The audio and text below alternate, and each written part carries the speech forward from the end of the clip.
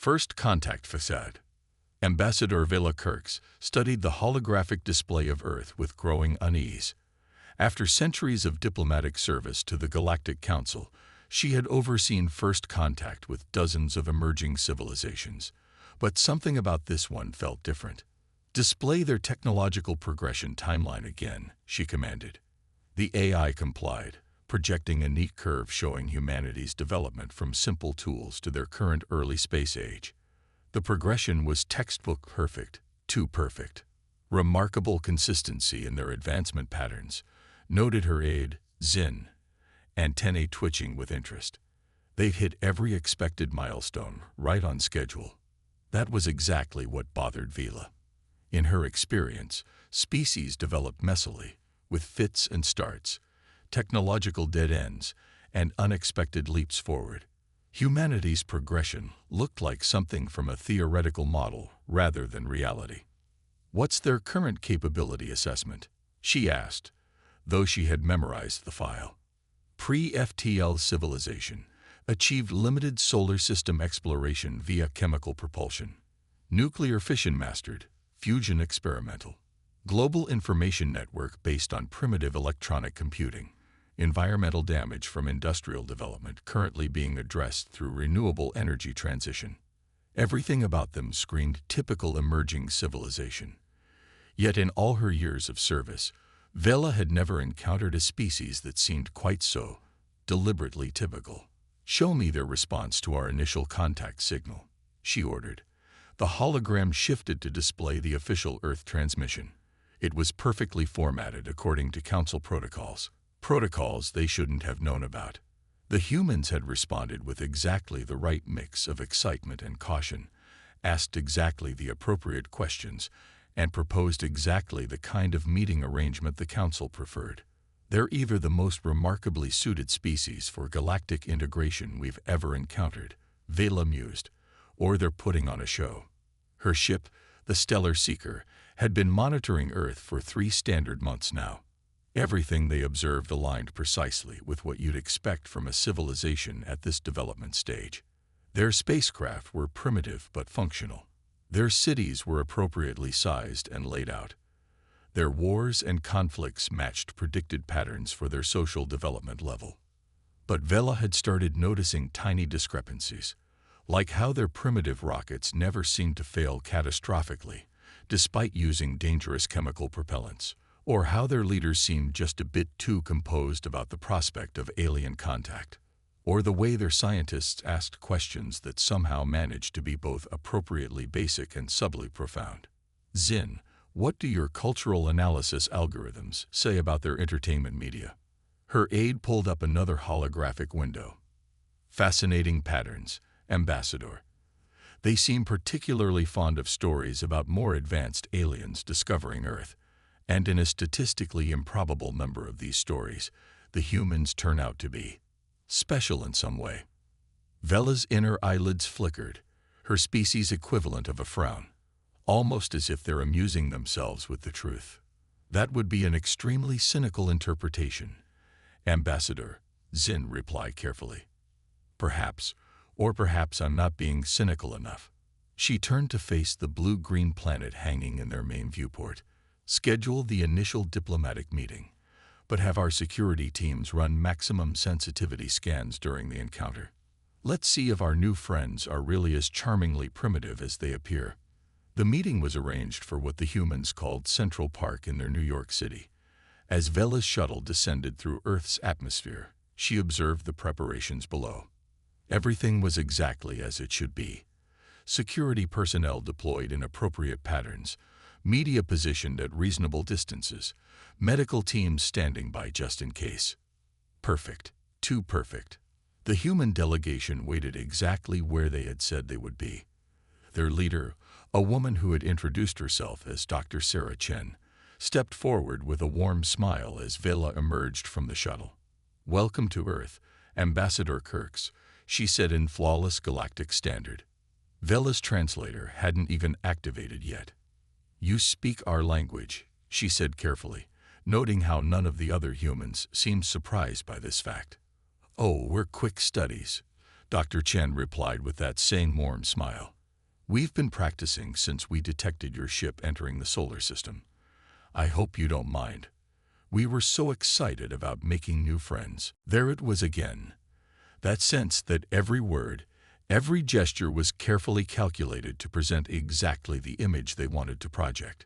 But why would an emerging civilization put on such an elaborate performance? As the diplomatic pleasantries continued, Vela's security teams reported nothing unusual in their scans.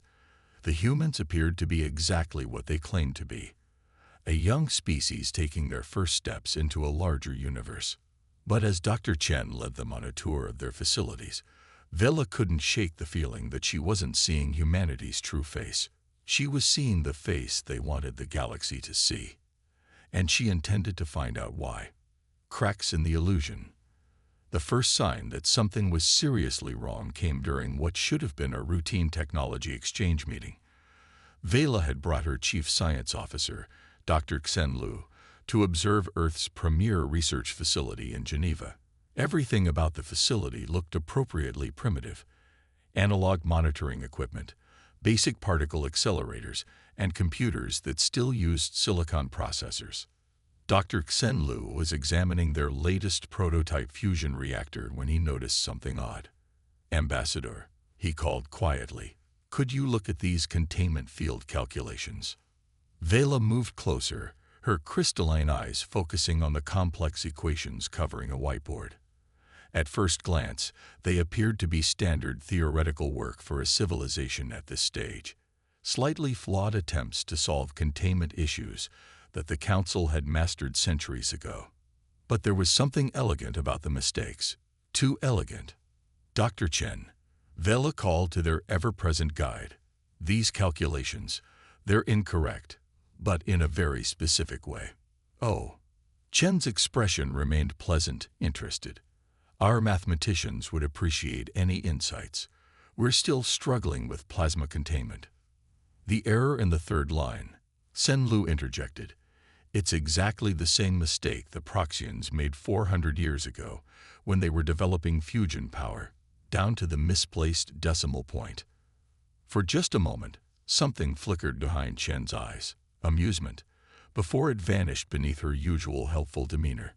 What a fascinating coincidence. The universe must work in mysterious ways. Later, aboard the Stellar Seeker, Vela and her team compiled their observations. The inconsistencies were starting to form a pattern. Every failure in their technology is a historically documented step in development, Zinn reported, displaying a comparison chart. "It's as if they're following the script written by the galaxy's most advanced civilizations." But why? Sen Lu wondered. Why would a species pretend to be less advanced than they are? Perhaps, Vela mused, they learned from watching others' mistakes. But that would mean. She didn't finish the thought. The implications were too disturbing. If humans had been watching other civilizations develop, they would need to have achieved interstellar travel long ago. The next incident occurred during a demonstration of Earth's space program. They were touring a facility called NASA, examining what the humans claimed was their most advanced spacecraft. It was a chemical rocket, crude but theoretically functional. During the tour, a minor emergency occurred. One of the fuel lines ruptured, spraying highly corrosive material toward a group of Council observers. The humans reacted instantly, moving with perfect efficiency to contain the leak. Too perfect. Vela's enhanced vision caught something her colleagues missed. The leaked fluid had momentarily behaved in a way that defied physics, as if it had been guided away from causing any actual damage. Remarkable response time. She commented to Chen afterward. "Your emergency protocols must be excellent." "We try to be prepared," Chen replied with that same knowing smile. "Safety first, as we say." But Vela had seen enough accidents in her career to know the difference between good preparation and orchestrated performance. This had been the latter. The final piece clicked into place during what should have been a simple cultural exchange. The Council had provided Earth with access to basic xenobiology data. Nothing sensitive, just standard first contact information about the galaxy's known species. Within days, human scientists had submitted papers that perfectly identified the evolutionary relationships between various alien species. Papers that just happened to make the exact right mistakes to seem like the work of an emerging civilization. "They're playing with us," Vela announced to her senior staff in a secured conference room. Every interaction, every technological demonstration, every scientific exchange, it's all carefully calculated to present the image of a developing civilization.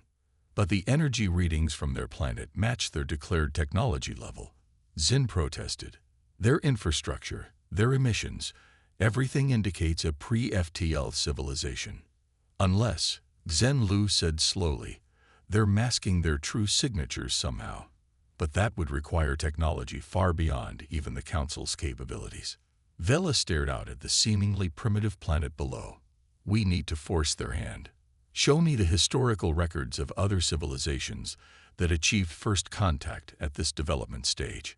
As her team compiled the data, a disturbing pattern emerged.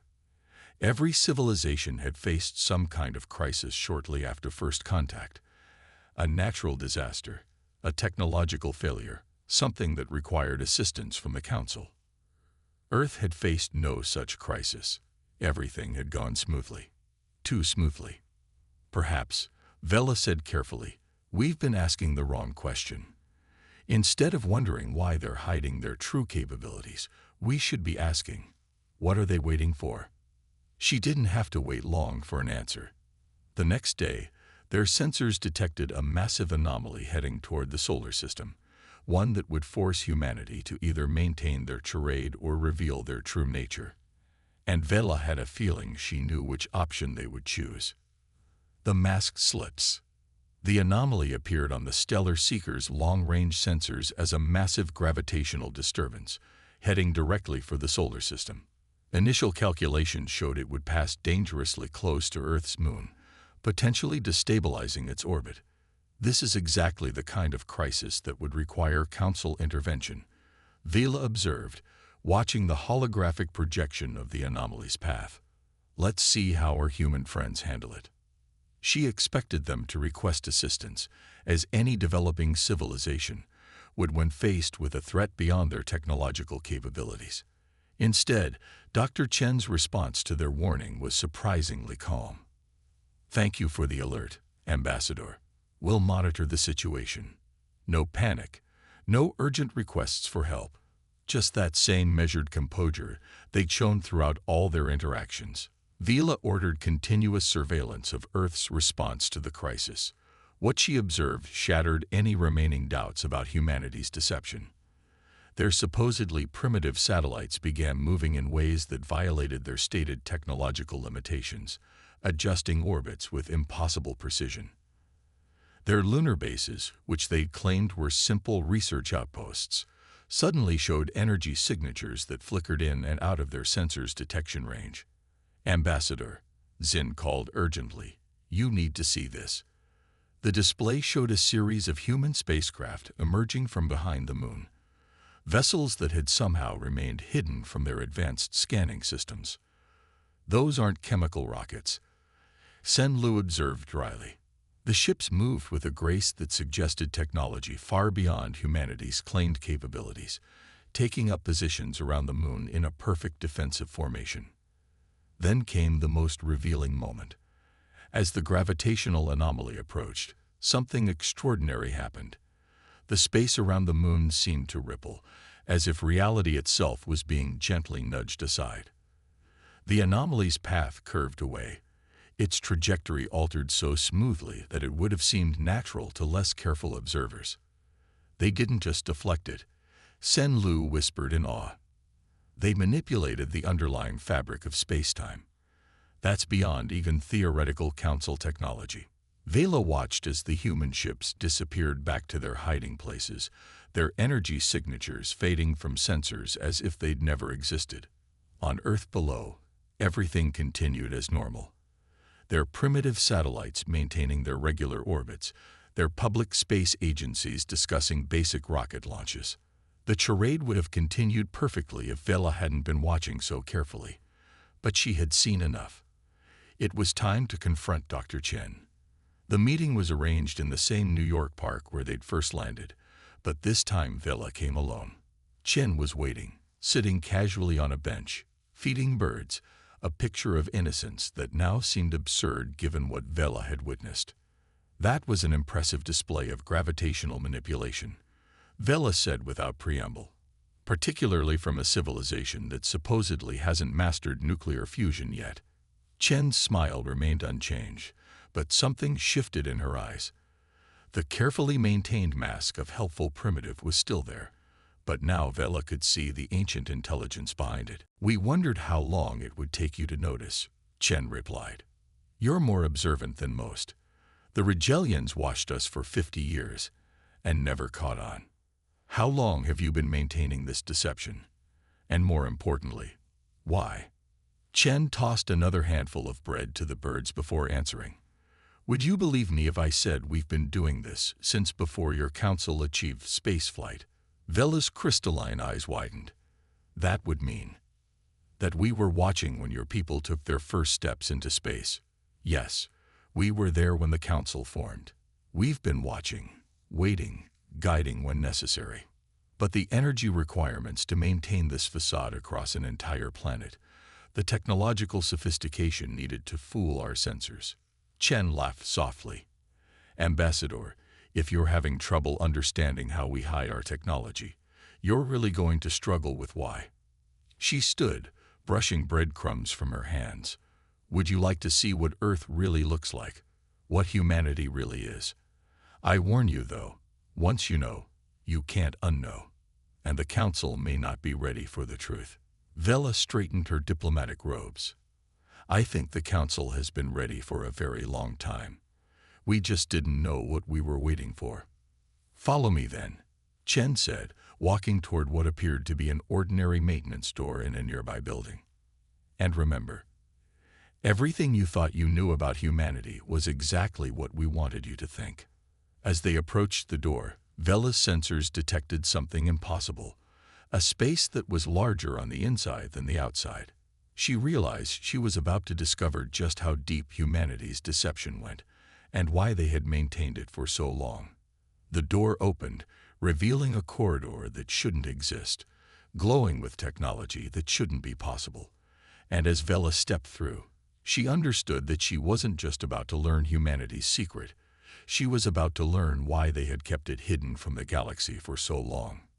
Behind the curtain, the corridor opened into a vast chamber that defied physics. Vela's sensors tried to calculate its dimensions and failed. The space seemed to fold in on itself in ways that shouldn't be possible. Welcome, Chen said, to what we call a nexus point, one of many we've built throughout Earth's infrastructure. Holographic displays filled the air, showing not just their solar system, but thousands of others. Vela recognized council worlds, emerging civilizations, and systems she'd never seen before. Each display showed detailed data streams that put the Council's monitoring systems to shame. How? Vela started, then corrected herself. How long? We achieved what you'd call technological singularity roughly 50,000 years ago, Chen explained, walking through the displays. But we've been watching the stars long before that. We saw other civilizations rise, make the same mistakes, often destroy themselves. We decided to take a different approach. She gestured, and the displays shifted to show Earth's surface. Vela saw the carefully maintained facade, the primitive cities, the industrial infrastructure, all the trappings of a developing civilization. But now she could see what lay beneath. Vast networks of quantum computers ran through the planet's crust. What appeared to be simple buildings were actually nodes in a planetary consciousness network. Their primitive internet was a tiny subset of a galactic information web that boggled Vela's mind. The rockets, the pollution, the political conflicts, it's all theater, Chen continued. We maintain it because we learned early on that advanced civilizations tend to react poorly when they discover a species more developed than themselves. But the energy signatures, Vela protested weakly, are exactly what we want you to see. Watch. Chen touched a control panel, and suddenly Vela's sensors exploded with readings. Energy signatures that dwarfed anything the Council had ever recorded pulsed through the Earth, then vanished as quickly as they had appeared. "We learned to control energy at the quantum level before your people discovered electricity," Chen explained. "We can hide entire stars if we need to. And we often do." Vela moved through the chamber, trying to process what she was seeing. "These monitoring stations, you're watching everyone. We prefer observing and preserving. Your council oversees about 100 developing worlds. We watch over millions. We've prevented thousands of species from destroying themselves, guided countless others towards sustainable development, all without them ever knowing we exist. But why maintain the deception? Why not join the galactic community openly?" Chen's expression turned serious. "Let me show you something." She waved her hand, and the chamber transformed. They were suddenly standing in what appeared to be a historical record. Vela watched as an advanced civilization discovered a more advanced one, saw the fear, the desperate arms race that followed, the eventual conflict that destroyed them both. "This happened in what you call the Andromeda Galaxy about 1,000,000 years ago," Chen explained. "We've seen this pattern repeat hundreds of times. When civilizations discover they're not the most advanced species, they often react with fear, aggression, or desperate attempts to catch up. The results are rarely positive." The scene shifted again, showing Earth's past. Vela saw humans deliberately dismantling advanced technology, carefully constructing their primitive facade, meticulously planning their performance as a developing civilization. "We decided to try something different," Chen continued. "We present ourselves as a young, promising species. We let others think they're helping us grow, guiding our development. It lets them feel secure while allowing us to subtly guide them instead. Your entire civilization is engaged in this deception. Every human knows." Chen smiled. "Ambassador, what you think of as human civilization is just the surface layer we maintain for visitors. The true scope of humanity." She paused. "Well, perhaps it's better if I show you." She pressed her hand to a wall, and suddenly the chamber began to expand. Vela watched in awe as the true face of humanity began to reveal itself, and understood that everything she'd learned so far had barely scratched the surface of what humanity really was. And as the full truth began to unfold before her, she realized why they had hidden it for so long. Some truths were too big for younger civilizations to handle. Some revelations needed to come slowly, carefully, when others were ready to understand them. The question was the Council ready for this truth? And more importantly, what would they do with it once they knew? Playing the long game. The final chamber Chen led Vela into defied description. It appeared to be a singular point that contained an infinity, a space that existed simultaneously everywhere and nowhere. "This," Chen said softly, "is what humanity actually is." The walls, if they could be called walls, showed humanity's true civilization. Vast Dyson swarms around countless stars, dimensional engineering that made the laws of physics more suggestion than rule, and minds that existed in forms Vela's consciousness could barely comprehend. "We transcended biological form 30,000 years ago," Chen explained. Her human appearance flickered slightly, revealing it as the construct it was. "What you think of as humans are interfaces we create to interact with younger civilizations. The real us, that's harder to explain." Vela watched as the display showed humanity's actual timeline. They had achieved spaceflight before most species had discovered fire. They had mastered dimensional engineering while the Council's ancestors were still working out basic mathematics. But instead of expanding aggressively or imposing their will on the galaxy, they had chosen a different path. "We could have conquered the galaxy," Chen said. "We could have uplifted every species we found, forced them to advance at our pace. But we saw how that ended for others. Instead, we chose to become guardians." The chamber filled with images of countless civilizations, each showing humanity's subtle influence. A crucial scientific discovery here, a prevented disaster there, always hidden behind the scenes. The Council itself, Vela realized, You helped guide its formation. Chen nodded. Your people were ready for interstellar cooperation, but needed a little nudge in the right direction. We made sure the right people met at the right times, that the right ideas found fertile ground. Why show me this now? Why risk revealing your true nature?